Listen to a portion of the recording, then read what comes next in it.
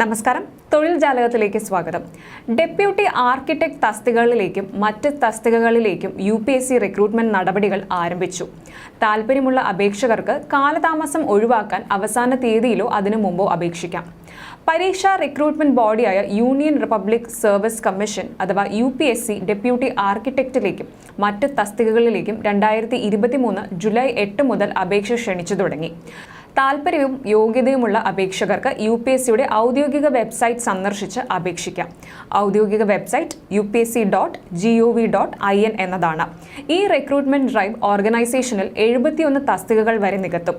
Registration പ്രക്രിയ July 8 ആരംഭിച്ച് 2023 July 27 അവസാനിക്കും. തസ്തിക വിവരങ്ങൾ ഇനി ശ്രദ്ധിക്കാം.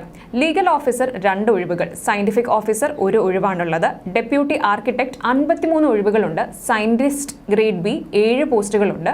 ജൂനിയർ സയന്റിഫിക് ഓഫീസർ 2 പോസ്റ്റുകൾ. Assistant director of mines safety 2 ഒഴിവുകളാണുള്ളത്. ഡയറക്ടർ ജനറൽ 1 പോസ്റ്റുണ്ട്. അഡ്മിനിസ്ട്രേറ്റീവ് ഓഫീസർ 3 പോസ്റ്റുകളാണുള്ളത്. റിക്രൂട്ട്മെന്റിന് എങ്ങനെ അപേക്ഷിക്കാമെന്ന് ഇനി നോക്കാം. UPSCയുടെ ഔദ്യോഗിക വെബ്സൈറ്റ് സന്ദർശിക്കുക. ഹോം പേജിൽ ലഭ്യമായ ഹൈലൈറ്റ് ചെയ്ത ലിങ്ക് ടാബിൽ ക്ലിക്ക് ചെയ്യുക.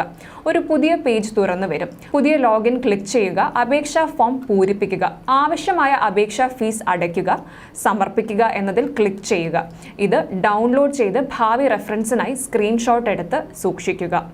അപേക്ഷിക്കാനുള്ള അവസാന തീയതി 2023 ജൂലൈ 28 ആണ്.